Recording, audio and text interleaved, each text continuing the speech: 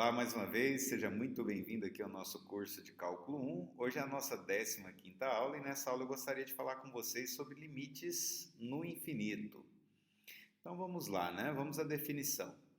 Se f é uma função definida no intervalo aberto da forma a infinito, nós vamos dizer que o limite de f de x quando x tende a infinito é igual a L, e escrever dessa maneira. Se para qualquer epsilon maior que zero, nós conseguirmos um m maior que zero, de tal modo que sempre que o x for maior que m, a distância de f até L vai ficar menor do que epsilon. Então é aquela velha história, né? Como esse epsilon aqui é qualquer e para qualquer epsilon eu consigo um m nessas condições, isso significa que por menor que seja o epsilon que eu tomar aqui, tá? Se x for suficientemente grande, a distância de f até L vai ficar menor que esse epsilon, né? Então, eu vou diminuindo o epsilon e eu sempre consigo, para cada epsilon dado, exibir um m, né, maior que zero, de tal maneira que sempre que o x estiver depois desse m, a distância de f até L vai ficar menor que epsilon, né? Então, eu posso fazer a distância de f até L tão pequena quanto eu quiser, bastando para isso eu escolher o x suficientemente grande, né? X depois de m. Significa que à medida que o x tende a infinito, o f se aproxima cada vez mais de L, tá? Ok. Agora, vamos definir o limite de f de x quando x tende a menos infinito, né? Então, nós vamos considerar f uma função definida no intervalo intervalo aberto, né, da forma menos infinito até a, e vamos dizer que o limite de f de x quando x tende a menos infinito é igual a L, vamos escrever desta maneira, se para qualquer epsilon maior que zero, existir um n menor que zero, tal que, sempre que o x for menor que n, a distância de f de x até L fica menor do que epsilon. Agora é análogo à explicação que eu dei agora há pouco. Mas agora nós vamos exibir para cada epsilon um n menor que zero, e se o x estiver antes desse n, a distância de f até L deve ser menor que epsilon. Então, eu posso fazer o f de x tão próximo quanto eu quiser de L, né? Bastando para isso que eu escolho o x suficientemente negativo aqui, né? Porque para cada epsilon eu consigo exibir um n, de tal maneira que se o x for menor que n, a distância de f até L vai ficar menor do que epsilon, tá? Um resultado aqui muito importante, né, que nos ajuda a calcular limites quando x tende a infinito ou quando x tende a menos infinito, é esse teorema que eu coloquei aqui para vocês. Se r é maior que zero, né, e é um número racional, então é verdade que o limite de 1 sobre x elevado a r, quando x vai para o infinito, é igual a zero. Então, se esse r que aqui está for um número racional maior que zero, então nós podemos provar que esse limite vai dar zero. A gente não vai fazer isso aqui, mas é possível mostrar. Então, no segundo caso, se r for maior que zero, né, e for um número racional, de tal maneira que x elevado a r esteja definido para todo x, então esse limite aqui também vai para zero, só que aqui eu estou fazendo o x tender a menos infinito, né? E eu queria explicar aqui, né, o que é esse adendo, né, que existe aqui no segundo caso e no primeiro não. Quando eu estou fazendo o x tender a menos infinito, né, não é qualquer r aqui que vai ser de tal modo que a função, né, x elevado a r vai estar definida para x negativo. Por exemplo, se eu pegar r igual a meio, por exemplo, meio é um número racional maior que zero. E a gente sabe que x elevado a meio é raiz de x. A raiz de x não está definida quando x é negativo. Então, nem posso pensar nesse limite. É por isso que nós tomamos esse cuidado aqui, né, de dizer que r maior que zero é um número racional, de tal modo que x elevado a r esteja definido para todo x, tá bom? Porque eu preciso fazer o x tender aqui a menos infinito. Nesse caso, o x deve ser negativo. Não é qualquer valor de r, né, que satisfaz essas condições, tá bom? Então, um resultado muito importante, como nós vamos ver nos exemplos, ele nos ajuda bastante aí a calcular os limites. Vamos ver aqui agora o primeiro exemplo, né? Calcule o limite aqui dessa função racional, quociente de dois polinômios, ambos aqui nesse caso de grau 2, à medida que o x vai para o infinito, né? Então, vamos ver aqui como é que é possível nós resolvermos esse problema. A ideia aqui é a seguinte, é usar o resultado anterior, esse teoreminha aqui, tá? Então, uma forma de se fazer isso é sempre, tá? Quando a gente tem funções racionais e o x está tendendo ao infinito, colocar aqui, tanto no numerador como no denominador, a maior potência em evidência. Então, vou colocar aqui o x² em evidência e aqui o x² em evidência também. Então, colocando aqui no numerador x² em evidência, né, isso vai ficar multiplicado por 3 menos 1 sobre x menos 2 sobre x². Observe, ó, 3x² está aqui, x² vezes menos 1 sobre x dá menos x, né? E menos 2 sobre x² vezes x² dá menos 2. Então, só reescrevi esse polinômio aqui de grau 2 dessa maneira, colocando x² em evidência. Analogamente, aqui embaixo nós teremos x² vezes 5 mais 4 sobre x mais 1 sobre x². E aqui agora nós vamos usar o resultado, né? Porque aqui, ó, x² com x² cancelou, eu fiquei com esse quociente aqui. E do resultado anterior, nós sabemos que quando x tende a infinito, 1 sobre x elevado a r vai para zero. Então, veja, esse cara aqui vai para zero, esse cara aqui vai para zero, então o numerador vai para 3. Esse cara aqui vai para zero, esse cara aqui vai para zero, então o denominador vai para 5. E aí a gente conclui que o limite, então, vale 3/5. Então, pessoal, uma dica que eu dou aqui, sempre, né, que eu tenho limites aqui, com x indo para infinito, ou até mesmo menos infinito, de uma função racional aqui, coloque a maior potência em evidência no numerador, maior potência em evidência no denominador, faça os cancelamentos necessários para você poder, né, utilizar aí esse resultado, tá? Usando esse mesmo raciocínio que nós usamos aqui, é possível mostrar que quando o grau aqui, né, x está indo para infinito, né, e o grau aqui em cima é o mesmo que aqui embaixo, quem vai mandar no limite aqui, né, são os coeficientes dominantes, né? 3 e 5, olha, 3 e 5, né? 3/5, tá? Então, sempre que a gente tem um quociente de polinômios aí, a gente pode aplicar esse mesmo raciocínio. E aí, nesse caso, se o grau aqui em cima e embaixo, né, coincidirem, tá? Com o x tendendo a infinito, é só eu olhar o coeficiente dominante aqui e aqui, e eu já sei o resultado do limite.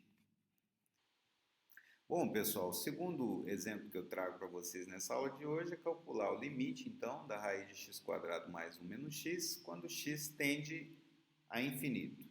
Não é difícil perceber aqui que quando o x vai aumentando, né,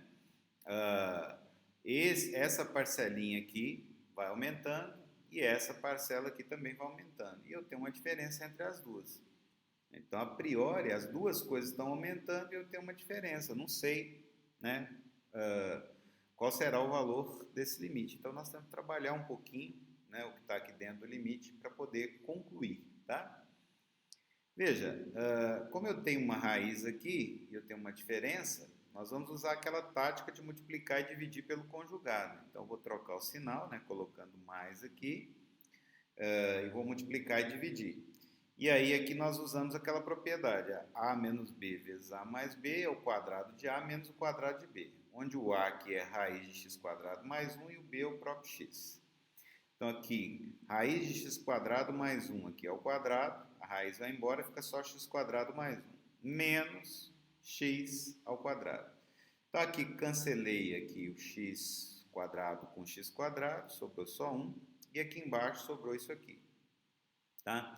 Então veja que a raiz foi embora e eu consegui fazer um cancelamento aqui que nos ajudou bastante, né? Agora o próximo passo aqui é dividir numerador e denominador por x. Como eu estou dividindo por x, tanto o numerador quanto o denominador, isso também não altera esse quociente aqui, tá? Só reescrevi. Bom, feito isso, aqui, ó, nós vamos pegar aqui no numerador e colocar um x em evidência, tá? De que maneira? Olha, que dentro da raiz aqui, eu vou colocar primeiro x² em evidência, vai ficar x² que multiplica 1 mais 1 sobre x², que é isso aqui. Raiz de x² é o x, então aqui vai aparecer um x, que eu vou colocar em evidência com esse x que está aqui e depois cancelar com o denominador. O resultado de tudo isso, né, vai ser raiz de 1 mais 1 sobre x² mais 1. Lembrando que aqui dentro, né, eu coloquei o x² em evidência, depois eu extraí a raiz de x², deu x porque eu estou próximo do infinito, então o x é positivo. Então apareceu um x aqui, com esse x aqui eu coloquei em evidência e cancelei com o denominador, por isso que aqui sobrou só 1, tá? E agora, pessoal, veja, né, nós já estamos numa situação bem mais confortável. Aqui em cima, né, eu sei que vai para zero, né, e embaixo, olha, esse cara aqui vai para zero, então isso aqui vai para raiz de 1 mais 0 mais 1. Está aqui, ó, raiz de 1 mais 0 mais 1. Então aqui vai dar 0 sobre 2, que é 0. Então agora sim, nós concluímos que esse limite aqui vai para zero.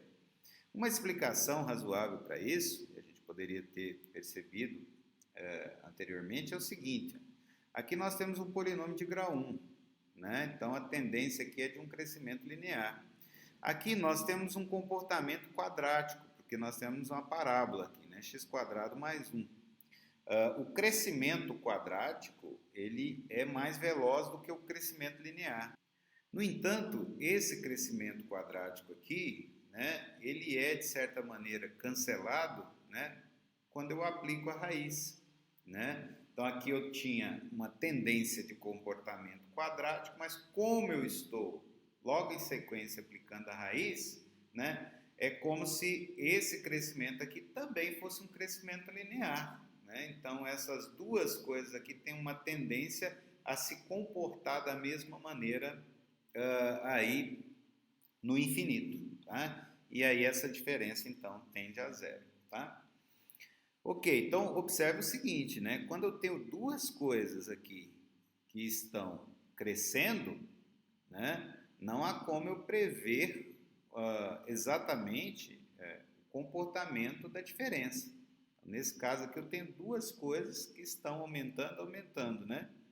Essa aqui e essa. No entanto, a diferença foi para zero.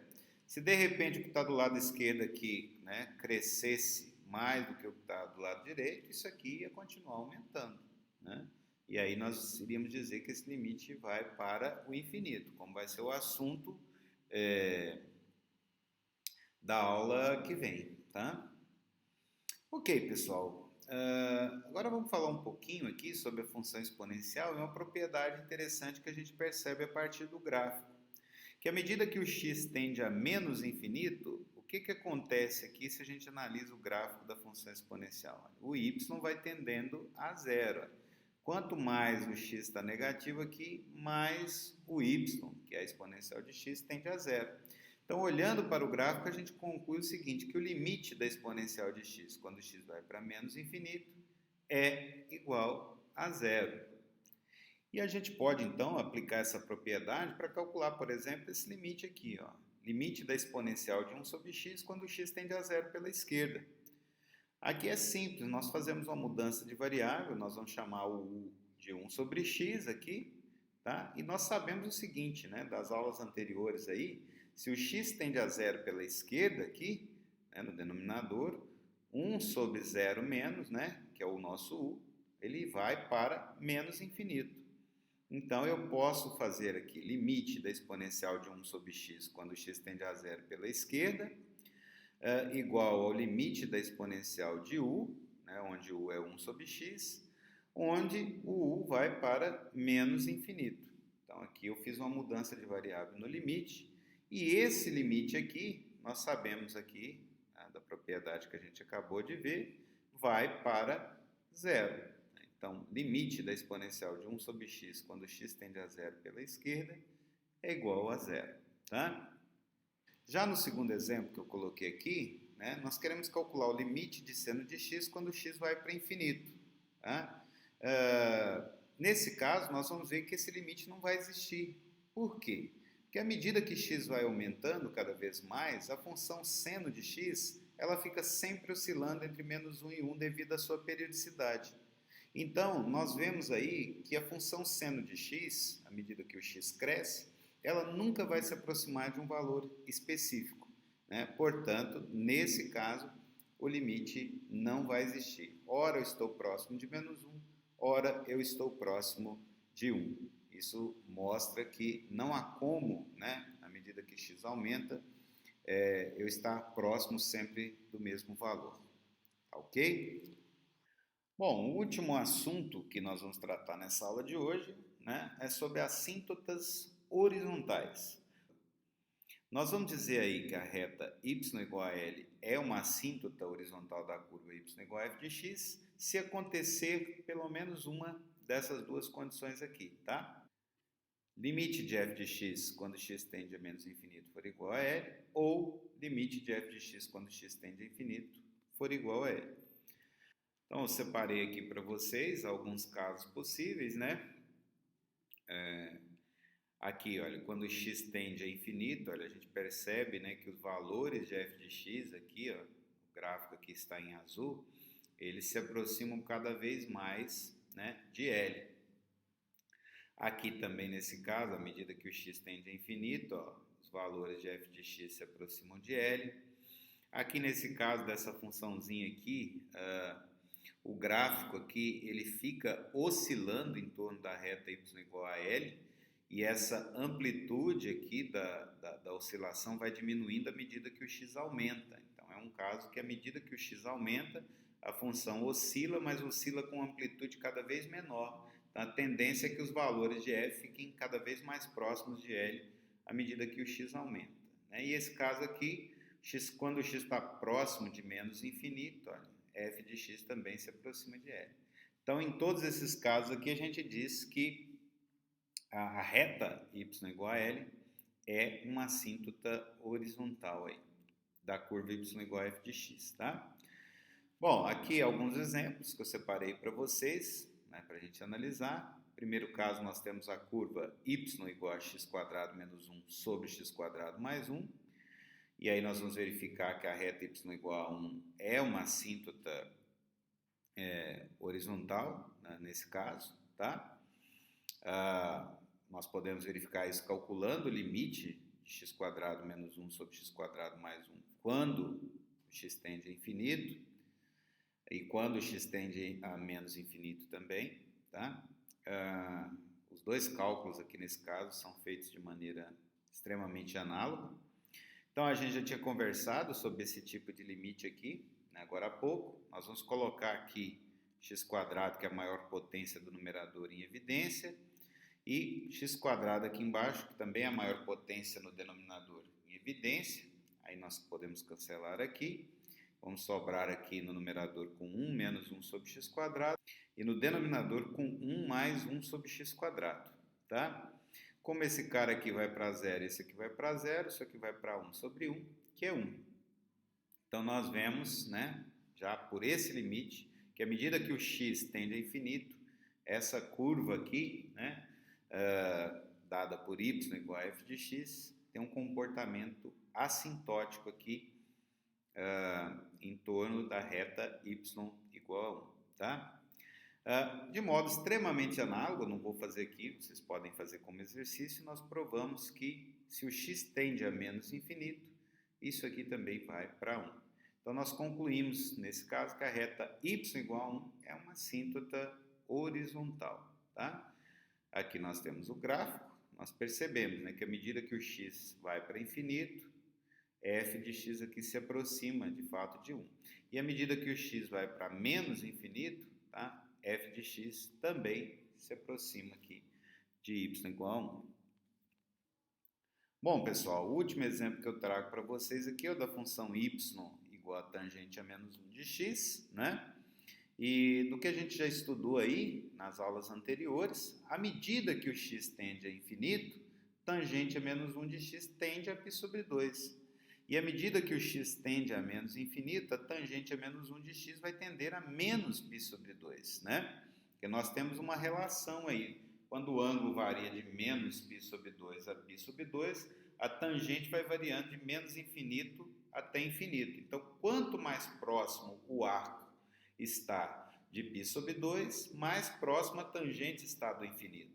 E quanto mais próximo o arco está de menos π sobre 2, mais próximo a tangente correspondente está de menos infinito, né? Então, como aqui nós estamos lidando com a função arco tangente de x, quanto mais próximo o x estiver de menos infinito, mais próximo o arco estará de menos π sobre 2. E quanto mais próximo o valor de x correspondente estiver de infinito, mais próximo o arco estará de π sobre 2. Então, utilizando esses dois resultados aqui, nós concluímos, né, que a reta y igual a menos π sobre 2 e a reta y igual a π sobre 2 são assíntotas horizontais dessa curva que aqui está. Tá? Aqui eu coloquei o gráfico para que a gente perceba, à medida que o x aumenta, o que vai acontecendo aqui com tangente a menos 1 de x? Olha, vai tendendo a π sobre 2. E à medida que o x vai ficando cada vez mais negativo, tangente a menos 1 de x vai tendendo aqui a menos π sobre 2. Tá bom, pessoal? Então é isso que eu tinha para essa aula e eu vou ficando por aqui. Um grande abraço a todos.